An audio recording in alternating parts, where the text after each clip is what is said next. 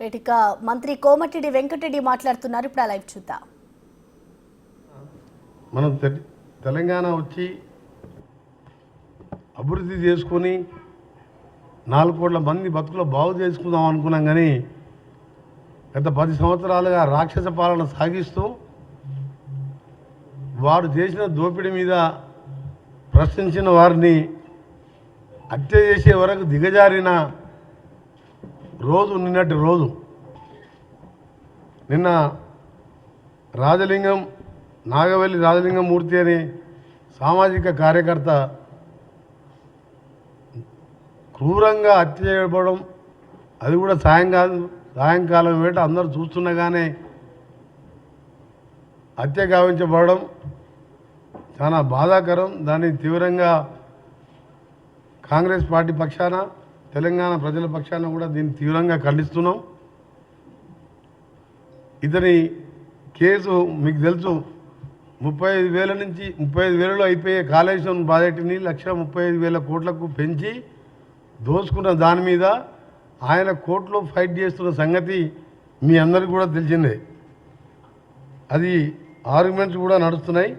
అందులో కేసీఆర్, హరీష్ రావుతో పాటు ఇంకా 3 పేర్లు, మొత్తం 5 దోషులుగా చేసి వారు కోర్టులో కేసు వేయడం జరిగింది. మేడిగడ్డ కుంగిపోతూ 1,00,000 కోట్ల ప్రజాధనం వృధా అయిందని చెప్పి అతను ఒక సామాజిక కార్యకర్తగా కేసు వేయడం, దాని మీద రెగ్యులర్గా వాదనలు నడుస్తుండడం, దానికి స్క్వాష్ చేయాలని కేసీఆర్ గారు కూడా కోర్టుకు వెళ్ళడం జరిగింది. గతంలో ఈ కేసు కూడా మొన్న కూడా 11/2/2025 మన ఫిబ్రవరి 11 రోజు కూడా హియరింగ్ ఉండే డిస్ట్రిక్ట్ సెషన్ జడ్జి భూపాలపల్లి దగ్గర. నిన్న హత్య జరగడం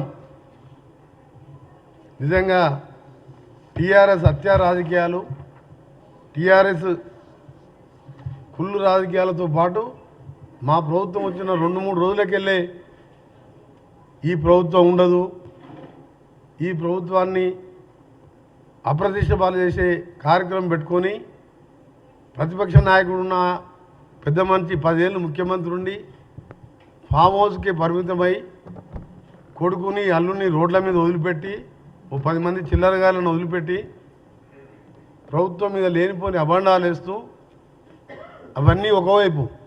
కానీ నిన్న జరిగిన హత్య మాత్రం చాలా బాధాకరం. దీనికంటే ముందు సంజీవ్ రెడ్డి అనే అడ్వకేట్ కూడా హార్ట్ అటాక్తో చనిపోవడం జరిగింది. అది కూడా అనుమానాస్పద మృతిగానే ఉన్నది. ఈరోజు జరిగిన హత్య మీరు టీవీలలో ఇప్పుడు మీరు చూడండి, మీకు కూడా చూపిస్తాము. ఇప్పుడు చనిపోయిన లింగమూర్తి భార్య కూతురు క్లియర్గా పోలీసులు ప్రజల సమక్షంలో ఈ హత్య 100కి 100 వాళ్ళు గంట వెంకటరమణారెడ్డి గారు చేపించిందే. వాళ్ళ బిడ్డ, ఆ భార్య, మొత్తం వీళ్ళ వెనుక కేసీఆర్, కేటీఆర్ ఉండి, హరీష్ రావు గారు ఉండి ఈ కేసు హియరింగ్ వస్తున్నది. దీని మీద దోషులుగా తేలుతారు కాబట్టి కిరాయి అంతకులతో చేపించిండు. ఎవరు కూడా స్థానికులు ఇంత ధైర్యం చేయరని చెప్పి ఓపెన్గా భార్య బిడ్డ క్లియర్గా ఏడుస్తూ రోధిస్తుంటే నిజంగా ప్రతి ఒక్కరు కూడా చెల్లించిపోతున్నాం. ఇక తెలంగాణ 4 కోట్ల మంది ప్రజలు, 4 కోట్ల మంది వాళ్ళ డాటర్ తినండి మీరు ఎంత క్లియర్గా ఉన్నదో.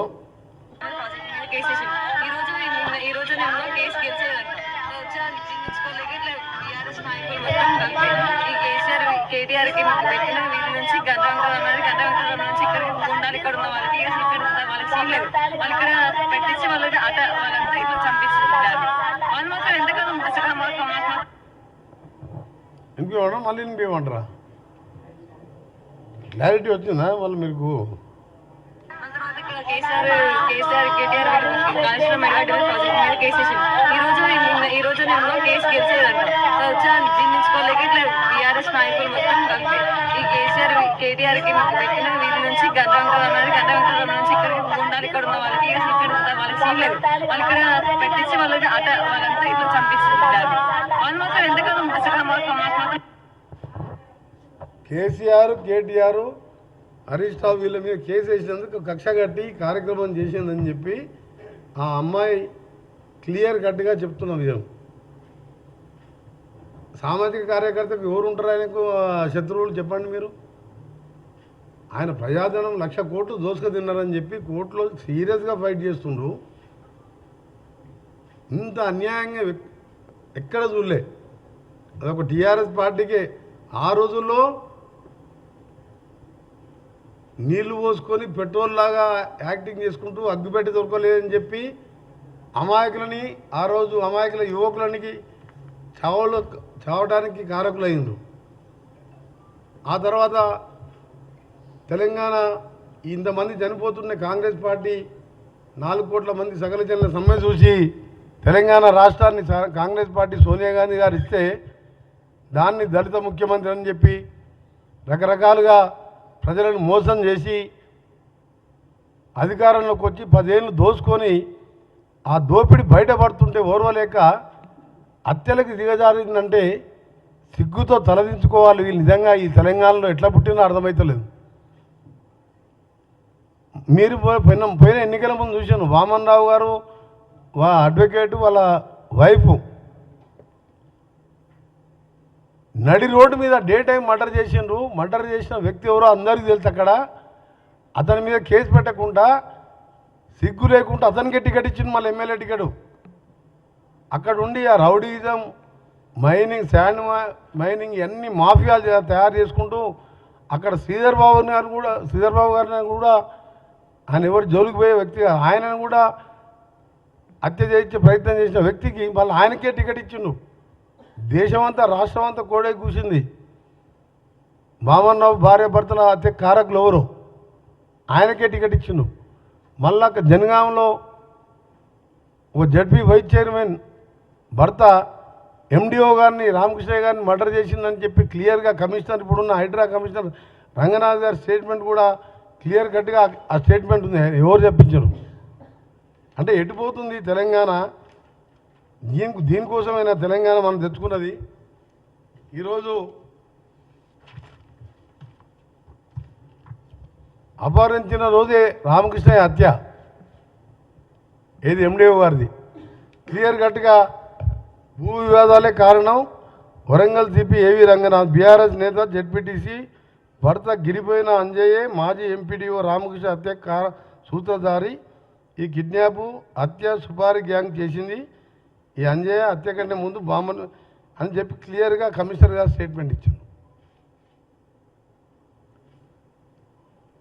ఈరోజు ఓపెన్గా గండ్ర వెంకటరమణారెడ్డి గారు ఆ రోజు మా పార్టీలో గెలిచి అమ్ముడు పోయి మళ్ళీ వాళ్ళ భార్యని టీఆర్ఎస్లో జడ్పీ చైర్మన్ చేసుకొని ఇవాళ కేటీఆర్, కేసీఆర్, హరీష్ రావు మాటలని ఒక మంచి వ్యక్తిని హత్య చేయించడాన్ని తీవ్రంగా ఖండించడమే కాదు, మేము ప్రభుత్వాన్ని కూడా డిమాండ్ చేస్తున్నాం. ప్రభుత్వంలో మంత్రిగా అలాగే ఒక తెలంగాణ వాదిగా, ఎందుకంటే ఇది మంచి పద్ధతి కాదు. నువ్వు దోచుకున్న మాట వాస్తవం అందరికీ తెలిసిందే. అది ఎన్డీఎస్ఏ వాళ్ళు చెప్పిండ్రు, కేంద్రం దాని మీద ఘోష్ కమిటీ చెప్పింది. ఇదే కాదు, పైన ఉన్న అన్నారం సుందీలో కూడా మేము గ్యారంటీ ఇవ్వలేము, ఎప్పుడు కూలిపోతావో అని చెప్పడం వాళ్ళ రిపోర్ట్ కూడా ఇచ్చిండ్రు. మరి ఇంత బరి తెగించి మాట్లాడుతుంటే నిజంగా మధ్యలో మీరు లగ్జర్లలో చూసిన కొడంగల్లో సాక్షాత్ డిస్ట్రిక్ట్ మేజిస్ట్రేట్, కలెక్టర్ అంటే డిస్ట్రిక్ట్ మేజిస్ట్రేట్, ఆయనని కేటీఆర్ గారు ఎవరైతే దాడి చేసిన సురేష్ అనే రౌడీ షీటరు 72 సార్లు ఫోన్లో మాట్లాడి అక్కడున్న మాజీ ఎమ్మెల్యేతో కలిసి కలెక్టర్ని కూడా దాడి చేసిండ్రు. వీళ్ళది ఒకటే, తెలంగాణ అభివృద్ధి కావద్దు, తెలంగాణకు నిధులు రావద్దు, కంపెనీలు రావద్దు, తెలంగాణలో రేపు స్కిల్ యూనివర్సిటీ కానీ, అమెజాన్ మన దావోస్లో 1,78,000 కోట్ల పెట్టుబడులు కానివ్వండి, మేము చేసే ఇందిరమ్మ ఇల్లు కానివ్వండి, 200 యూనిట్ల కరెంటు 50 లక్షల కుటుంబాలకు ఇచ్చే కార్యక్రమం కానివ్వండి, ఆర్టీసీ ఉచిత ప్రయాణం కానివ్వండి, ఈయన ₹1,00,000 రుణమాఫీ అని చెప్పి 5 విడతలుగా ఇస్తే మేము ఇప్పటికే దాదాపు 70% మందికి 2 లక్షల రుణమాఫీ చేసి దేశంలోనే రికార్డు సృష్టించిండు మా ముఖ్యమంత్రి గారు. ఆర్థిక పరిస్థితి బాగాలేకపోయినా ఆయన పౌడర్ సోకులకు ఆయన హంగామాలకు 7 లక్షల కోట్లు అప్పు చేస్తే 6,000 కోట్ల మిత్తి కట్టుకుంటూ 15వ తారీఖు వాళ్ళు జీతాలు ఇచ్చేది పెన్షనర్స్కు ఎంప్లాయీస్ మేము 1వ తారీఖు శాలరీస్ ఇస్తున్నాం.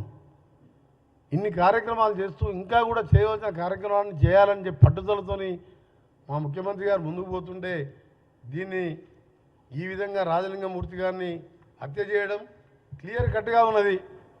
హరీష్ రావు గారు ఇప్పుడు ఏదో టీవీలో చూసినా నాగాన్ సార్ కృష్ణా నీళ్ళ మీద మాట్లాడుతున్నాడు. ఏమేమో నువ్వు మనిషి మానవత్వం ఉందను, మానవత్వం ఉన్న మనిషివేనా? నీ ఎక్స్ఎమ్మెల్యే జడ్పీ చైర్మన్ భర్త చంపిండని చెప్పి భార్య భర్తలు ముడుతుండే వాడిని వెంటనే పార్టీకి వెళ్ళి సస్పెండ్ చేసి లొంగిపోమని చెప్పేది పోయి డైవర్ట్ చేస్తాను. కానీ కృష్ణా వాటర్ ఎవడు కృష్ణా వాటర్ కారణం మా నల్గొండ జిల్లాలో సాగర్లో ఉన్నది. ఆ రోజు నీటి వాటర్ పంచుకున్నప్పుడు ఆంధ్రాకి ఎక్కువ ఒప్పుకున్నది రాసిచ్చింది వీళ్ళు. ఆ నల్లగొండని మహబూబ్నగర్ని ఎండబెట్టినందుకే ఆ 2 జిల్లాలో ఒక్కొక్క సీటుకే పరిమితమైంది. మా ఒక్కొక్క ఎమ్మెల్యే 60-70 వేలతో గెలిచిండు. మొత్తం ముంచినావు జగన్మోహన్ రెడ్డితో ఆయనతో దోస్తాను చేసుకుంటా ఆయనని ప్రగతి భవన్లో కూర్చోబెట్టుకొని నాశనం చేసింది నువ్వే. శ్రీశైలం సాగర్ నీళ్ళన్నీ కూడా వాళ్ళకి పెట్టింది దోషపెట్టింది నువ్వే. ఇలా దాని గురించి మాట్లాడుతుండు హరీష్ రావు. అంటే ఎటుపోతుంది ఇది ఈ తెలంగాణ ఈ టీఆర్ఎస్ నాయకులు? ఆ రోజు నువ్వు అగ్గిపెట్టి దొరకలే, పెట్రోల్ దొరికింది. కానీ ఆ రోజు అంతమందిని మా శ్రీకాంత్ ఎంతోమంది చంపినావు. ఇవాళ ప్రశ్నించినందుకు అవినీతి మీద ప్రశ్నిస్తే చంపేస్తావా? ఎంతమంది చంపుకుంటూ పోతారు మీరు? మీ గొర్రెల స్కామ్ కానీ అన్ని స్కామ్ అందరినీ చంపుతారా? మీ వాదన మీరు చూస్తుంటే ఇవాళ భూపాలపల్లిలో జరిగిన సంఘటన స్వయంగా భర్త రాజలింగమూర్తి భర్త బిడ్డ చెప్పినాక ఇంతకంటే ఏముంది? భార్య బిడ్డ అంత క్లియర్గా టీవీలో చెప్తుంటే కేసీఆర్ బయటకు వచ్చి మాట్లాడాలి కదా. ఒక నిమిషం చెప్తాను నేను, ఆడి కూడా వస్తున్నా. ఆయన ఒక నెల కింద కేసీఆర్ కొడితే మామూలుగా ఉండదని అన్నాడు. నెల రోజుల కింద నేను ఆ రోజే చెప్పిన కొట్టడం అంటే ఏదో నువ్వు నాకు అర్థమైంది అని చెప్పి ఆ రోజు కూడా నేను ప్రెస్ మీట్ చెప్పిన. నువ్వు కొట్టాలంటే నీకంటే డబల్ ఉన్నాం మేము, కానీ మాకు అలాంటి అవసరం లేదు, మేము చెప్పిన పనులు చేసుకుంటూ పోతామని చెప్పిన. నిన్న వచ్చి కాంగ్రెస్ పార్టీ గ్రాఫ్ తగ్గిందంట. అసలు 15 నెలల ఊరికన్నా కనబడ్డావా? ఎర్రవల్లి నీ గ్రామస్తులు నీ ఫామ్ హౌస్ ఉన్న పక్క ఊరోనికి అపాయింట్మెంట్ ఇచ్చినావా? నీకు కాంగ్రెస్ గ్రాఫ్ తగ్గింది ఎట్లా తెలుస్తుంది? ఏదైనా ఊరికి పోయినావా? ఏదైనా ఆర్టీసీ బస్ స్టాండ్ పోయి అక్కా చెల్లెలను అడిగినావా? 2 లక్షల రుణమాఫీ తీసుకున్న రైతు దగ్గరికి పోయినావా? ఇవాళ నువ్వు ఆపేసిన ప్రాజెక్ట్ ఎస్ఎల్బిసి సొరంగం పాలమూరు ప్రాజెక్టులకు టెండర్లు పిలిచి 80% 70% మా ప్రభుత్వంలో పూర్తి ఆగిపోయిన పనులన్నీ కూడా పూర్తి చేసుకుంటూ కొడంగల్ లాంటి నారాయణపేట దేవరగ అలాంటి ప్రాంతాలకు నీళ్ళు ఇచ్చే కార్యక్రమం చేస్తూ ఆ ప్రాజెక్టుని మొదలు పెడుతున్నాం. నిరుద్యోగుల కోసం స్కిల్ యూనివర్సిటీ కాదు 56,000 చిన్న చిన్న కారణాలతో నువ్వే కోట్ల కేసులు వేయించి వాళ్ళకి అపాయింట్మెంట్ ఆర్డర్లు ఇవ్వకపోతే 12 నెలల కింద ఆర్డర్లు ఇచ్చి 1 సంవత్సరంకి వెళ్ళి జీతాలు ఎత్తుకుంటున్నారు, ఉద్యోగాలు చేస్తున్నాం. ఏమైనా అంటే అన్నీ మేమే రెడీ చేసి పెట్టినాము. అన్నీ రెడీ చేసి పెడితే నీకు ఆర్డర్ ఇస్తానికే నీకు టైం లేదా? నీకు అప్పుడు అన్నీ సాల్వ్ చేసుకుంటూ ముందుకు పోతుంటే ఈ ప్రభుత్వాన్ని నిన్న ఆయన మాట్లాడుతూ గ్రాఫ్ తగ్గిందంట. గ్రాఫ్ తగ్గిందంటే ఏంది? ఇట్లా మర్డర్లు చేపించి ఇలాంటి హత్యా రాజకీయాలు చేపించుకుంటూ నీ కొడుకు నీ పేరు ఆ పేరు డైరెక్ట్ వాళ్ళ బిడ్డే చెప్తుంది కదా. ఇక చాలా అప్రూవ్ ఇంకేం కావాలి మీకు? అందుకనే మీ ఒకటే చాలా బాధ ఉదయంతో చెప్తున్నాం. మీ ఎమ్మెల్యేలను కానీ మినిస్టర్లను కానీ సామాన్య ప్రజలంతా కూడా ఇవాళ దాన్ని మీరందరూ కూడా చూసిండ్రు. ఈ పార్టీ మేము వచ్చినప్పటికెళ్ళి వచ్చిన రెండో రోజు మూడో రోజుకెళ్ళే మా మీద ఈ గవర్నమెంట్ ఉండదు ఈ గవర్నమెంట్ ఉండదు అంటే ప్రజా పోరాటాలు మా తప్పప్పులు చూసి పోరాటం చేసి ప్రతిపక్ష నాయకుడు అసెంబ్లీకి వస్తాడేమో అనుకున్నాం. ఒక్కసారి అసెంబ్లీకి రాలే, ఫామ్ హౌస్లో ఒకసారి నిన్న ఒకసారి కనబడ్డాడు. ప్రతిపక్ష నాయకుడు అంటే ముఖ్యమంత్రి తర్వాత ఎక్కువ బాధ్యత ఉన్న నాయకుడు ప్రతిపక్ష నాయకుడు. ఒక్కసారి ప్రజల సమస్యల మీద మేము చేసే మంచి చెడ్లు ఇది మంచి ఎట్లా కాదు ఇట్లా పోనీ ఎప్పుడన్నా 5 ఎమ్మెల్యేలు ఉన్న మా బట్టి గారు ఒక్కరోజు ఆప్షన్ కాకుండా ఒంటరి పోరాటం చేసిండు 5తోని. ప్రతిపక్ష నాయకుడు పాత్ర పోషించవు, మా గ్రాఫ్ తగ్గిందంట. అంటే నువ్వు హత్యలు చేపించి కాంగ్రెస్ గారిని గ్రాఫ్ కాదు కదా, కాంగ్రెస్ పార్టీని నువ్వు ఏమేమి ఏం చేయలేవు. ఈ హత్యలు కిరాయి హత్యలు చేపించవలసింది తప్ప నీతో ఏం కాదు. దీన్ని కూడా మేము సహించేయలేదు, ప్రజలందరూ కూడా గమనిస్తున్నారు. ఒకటే చెప్తున్నా మీకు, మళ్ళా వెంటనే మీ పార్టీ ఎక్స్ఎమ్మెల్యే అయిన గండ వెంకటరామనాయుడుతో పాటు మా ముఖ్యమంత్రి గారికి మేము కూడా కోరుతాం. మంత్రిగా ఉన్న మా ముఖ్యమంత్రి గారిని కూడా దీన్ని వారు కూడా సీరియస్గా తీసుకుంటారు. ఎందుకంటే ఎట్టి పరిస్థితుల్లో ఆ రోజు కలెక్టర్ మీద దాడి చేసిన కేసులో కూడా ఏ విధంగా జరిగిందో, ఎన్నిసార్లు ఫోన్ మాట్లాడుకుండ్రు. ఎట్టి పరిస్థితులు వదిలిపెట్టే ప్రసక్తి లేదు. ప్రభుత్వం చాలా స్ట్రిక్ట్గా వ్యవహరిస్తుంది. మళ్ళా కూడా రిక్వెస్ట్ చేస్తున్నాం, సిబిసిఐడి ఎంక్వైరీ చేసి ఇంటెలిజెన్స్ అంటే కిరాయి హత్యలతోని ఈ రోజు పార్టీ ఆఫీసులో పార్టీ మీటింగ్ పెట్టి సంవత్సరం అంట ఆయన సిల్వర్ జూబ్లీ సెలబ్రేషను సంవత్సరం చేసుకుంటాడంట. మీరు చూసింది అదన్నా సిల్వర్ జూబ్లీ సెలబ్రేషన్ సంవత్సరం చేసుకుంటానికి నువ్వు ఏం ఘనకార్యం చేసినావు? దోసుకున్నావు కాళేశ్వరం పేరు మీద, దళిత ముఖ్యమంత్రి పేరు మీద మోసం చేసినావు, దళితుల్ని డబుల్ బెడ్రూమ్ మీద మోసం చేసినావు, ఒక ఉద్యోగం ఇవ్వలేదు. వామన్ రావు భార్యాభర్త లాంటి వాళ్ళని అమ్మి ఎదురు తిరిగితే చంపేపించినావు నీ ఎమ్మెల్యేలతోని.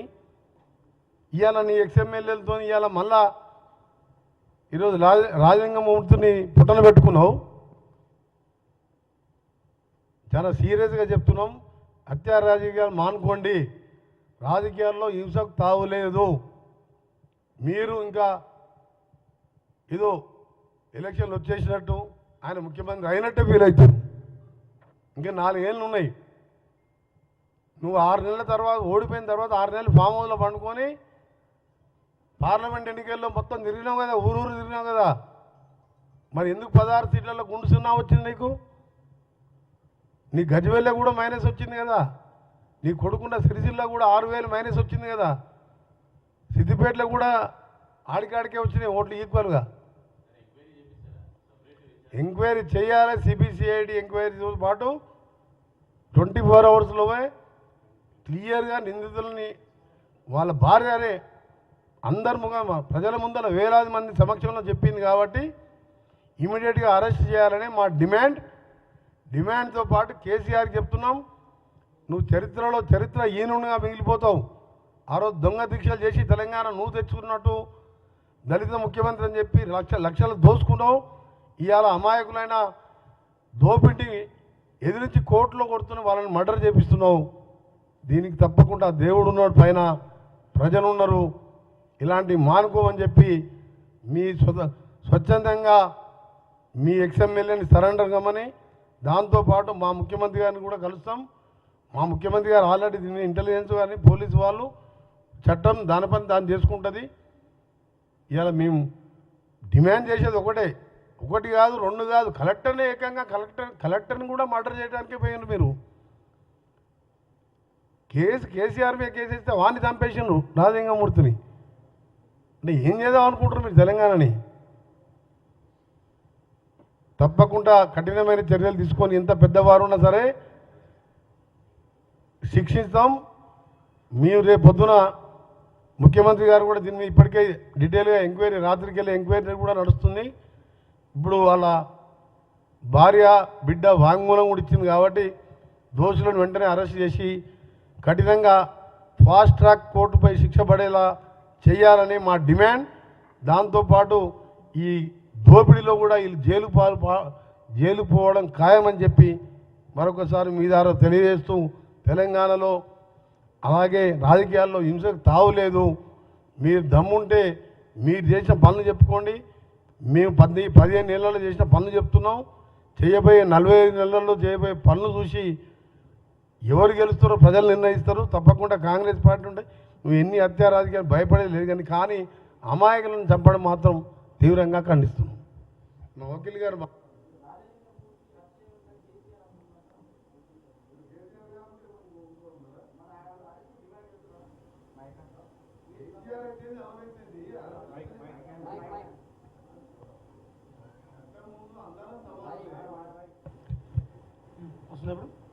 కేసీఆర్, కేటీఆర్, హరీష్ రావు, గండ్ర వెంకటరామరెడ్డి పేరు తీసుకున్నాడు. వాళ్ళని అరెస్ట్ చేయాలని డిమాండ్ చేస్తున్నాం. రేపు దీన్ని సుమోటోగా హైకోర్టు చీఫ్ జస్టిస్ గారిని వారికి కూడా గౌరవ న్యాయమూర్తి కూడా రిక్వెస్ట్ చేస్తున్నాం. సుమోటోగా భార్య బిడ్డ స్టేట్మెంట్ తీసుకొని వారిని వెంటనే అరెస్ట్ చేయాలని కూడా డిమాండ్ చేస్తున్నాం. ఇంతకంటే సాక్ష్యం ఏం కావాలి చెప్పండి.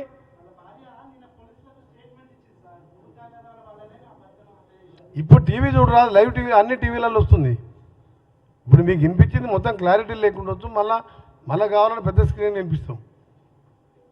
ఇప్పుడు జరగంగానే ఏమన్నా తెలుసా, అలా బిడ్డ ఏమంటుంది, స్థానికంగా ఉండే ఎవరు కూడా ఇంత ధైర్యం చేయరు, బయటికి వెళ్ళి కిరాయి మూటను తీసుకొని హత్య చేయించిందని క్లియర్ కట్గా వాళ్ళ డాటర్ చెప్పింది, వాళ్ళ భార్య చెప్పింది.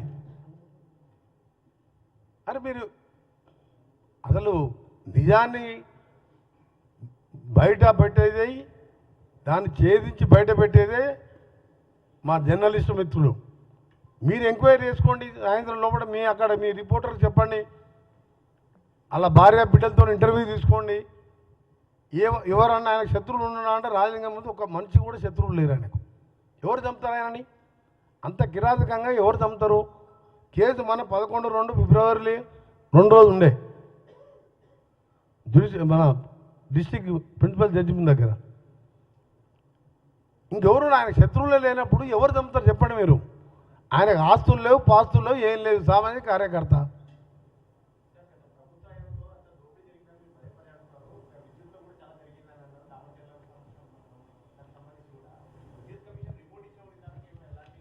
ఇప్పుడు మనం రాజలింగమూర్తి దారుణ హత్య మీద మాట్లాడుతున్నాము.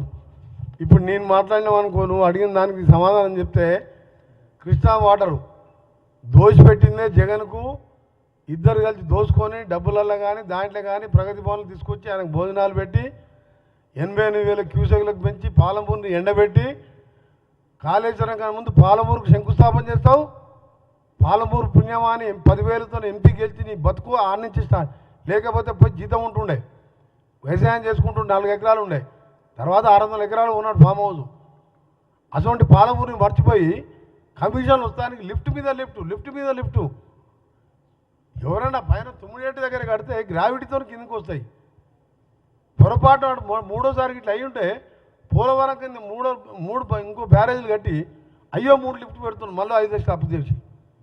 ఎవడైనా తెలివిన ఇంజనీరు పైన ఉన్న దాన్ని 140 కాకుండా 150 తగ్గించుకోవాలనే గ్రావిటీ తీసుకుంటే దాని 1,10,000 ఎకరానికి కరెంట్ బిల్లు వస్తుంది. మొత్తం మెయింటెనెన్స్ 1,00,000 ఒక ఎకరం మీద రైతుకి ఎంత మిగులుతుంది చెప్పండి? ఏ బుద్ధి ఉన్నోడని చేస్తారా? ఏ బుద్ధి ఉన్న ముఖ్యమంత్రి? నేనే చీఫ్ ఇంజనీర్ని, నేనే సీఎంని, నేనే అప్పుడు చెప్పిండు కదా, ఇప్పుడు ఎందుకు చెప్తలేవు మరి?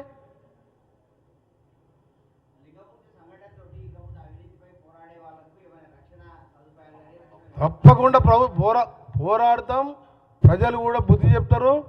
ఇలాంటి పార్టీ తెలంగాణలో స్థానం లేదని చెప్పి ప్రజలు కూడా వీళ్ళకి శిక్షించే రోజు త్వరలో. ప్రభుత్వం కూడా ఎవరైనా కేసులు వేసినా వారి మీద మాట్లాడినా వాళ్ళకు కూడా ప్రభుత్వ పరంగా రక్షణ కల్పిస్తాం. ఇలాంటి వారిని భయపడేది లేదు. కానీ ఇవాళ ఒక మంచి వ్యక్తిని, సామాజిక కార్యకర్తని పోగొట్టిన బాధల్లో ఉన్నాం మేము.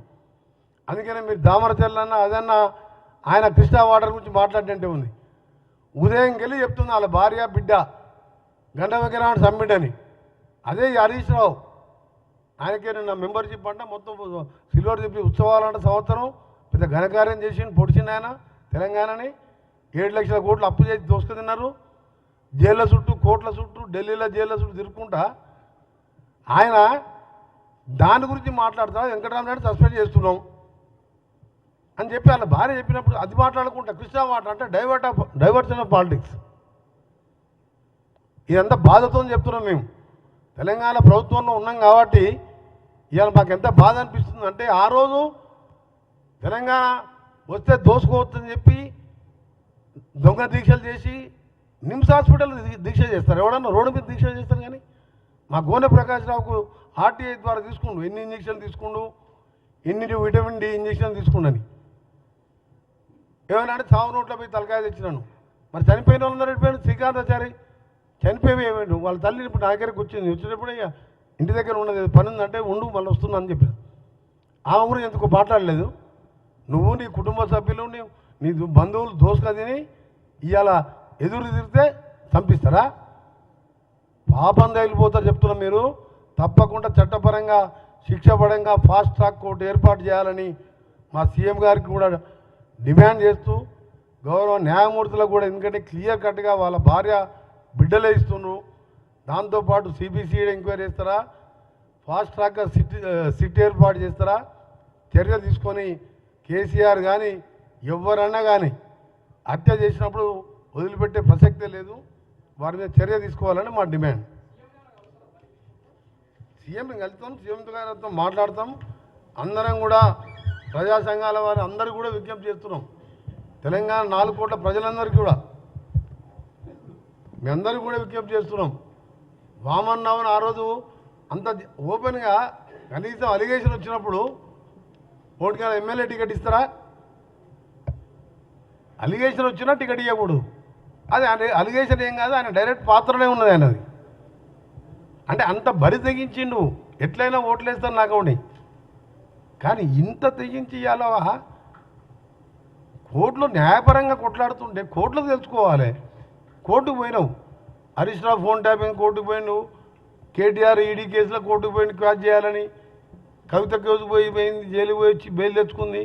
అట్లా కొట్లాడుకోరు మీరు న్యాయపరంగా. కానీ చంపించడం ఏంది? మీరు మనుషులు చేసే పనేనా? మృగాలు చేసే పనిది. గండ్ర వెంకటరామరెడ్డితో పాటు వాళ్ళ భార్య బిడ్డ మరొకసారి వాంగ్మూలం తీసుకొని వెంటనే చర్యలు తీసుకోవాలని డిమాండ్ చేస్తున్నాం.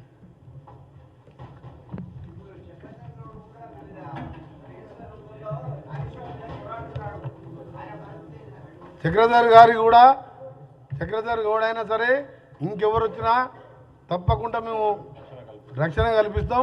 ఎందుకంటే మా కలెక్టర్ గారి మీదనే ఒక నిజాయితీపరుడైన కలెక్టర్, ఆయన భద్రాచలం ఐటీడీఏ పీఓగా ఉండే, నేను అక్కడ ఖమ్మం ఇన్ఛార్జ్ మినిస్టర్, వద్దన్నా కానీ చెర్ల అంటే ఛత్తీస్గఢ్ బార్డర్ ఊళ్ళలోకి పోయి, మా బార్డర్ ఊళ్ళలోకి పోయి నక్సలైట్లకు భయపడకుండా సేవ చేసిన వ్యక్తి ప్రతీక్ జైన్. ఆయన మీద కూడా దాడి చేసాం. దుర్మార్గు రౌడీ షీట్ అని పెట్టి 72 సార్లు కేటీఆర్ ఫోన్లో మాట్లాడు. అందుకని ఆ అమ్మాయి చెప్తుంది కేటీఆర్ హస్తం ఉందని క్లియర్గా చెప్తుంది.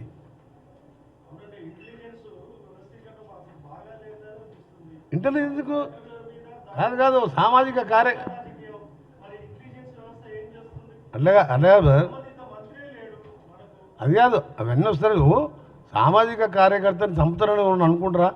అది యూపీ లాంటి రాష్ట్రంలో దేశంలో ఎక్కడ లేదు ప్రపంచంలో. లీగల్ కొట్లాడాలి. మనిషిని చంపిస్తే ఆ మనిషిని దేవుడు కూడా వాపస్ తీసుకురాలండి. లక్షల కోట్లు పోతే కూడా సంపాదించుకోవచ్చు. కానీ ఇప్పుడు మనిషిని కూడా తీసుకొస్తారు. పెళ్ళిగాని అమ్మాయి ఉంది, అలా ఏడుస్తుంటే మన కళ్ళలో నీళ్ళు వస్తలేవా? మన కుటుంబ సభ్యుని పోగొట్టుకుంటున్నాడు, బాధపడుతున్నాం మేము. అంత ఓపెన్గా అన్నిసార్లు వాళ్ళు ఏం లేనిదే ఉట్టిలో చెప్తారు. వాళ్ళకి అనుమానం లేనిదే భార్య బిడ్డ చెప్తారా? కేసీఆర్, కేటీఆర్, హరీష్, గండ్ర వీళ్ళ పాత్ర ఉంది, కిరాయి అంతకులను తీసుకొని చంపించిందని.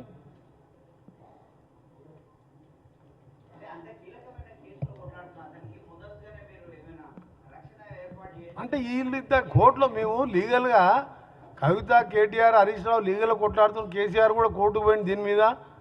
ఆయన కూడా అప్పీల్ చేసుకున్నాడు, క్యాచ్ చేయాలని, స్టే చేయాలని, ఎంక్వైరీ చేయొద్దని. అట్లా కొట్లాడుతున్నాను అనుకోండి. ఇంత రాక్షసంగా ప్రవర్తిస్తారని మాకు తెలిసి తప్పకుండా ఇక ముందు ఇలాంటి వారికి గుర్తించి వాళ్ళని కూడా అప్రోచ్ కమ్మంటున్నాం. మా దృష్టికి వచ్చిన వాళ్ళు మాకు అప్లికేషన్ పెట్టినా ఇంటెలిజెన్స్ వాళ్ళతో ఎంక్వైరీ చేయించి వాళ్ళకు రక్షణ కల్పిస్తాం. మా ముఖ్యమంత్రి గారు దాని మీద స్ట్రిక్ట్గా ఉన్నాడు. ఆయన ఫస్ట్కి వెళ్ళే చెప్తున్నాడు, గంజాయి కానీ దేని మీద కానీ రౌడీజం కానీ స్ట్రిక్ట్గా ఉండాలన్నదే మా ప్రభుత్వం మా ముఖ్యమంత్రి గారి లక్ష్యం.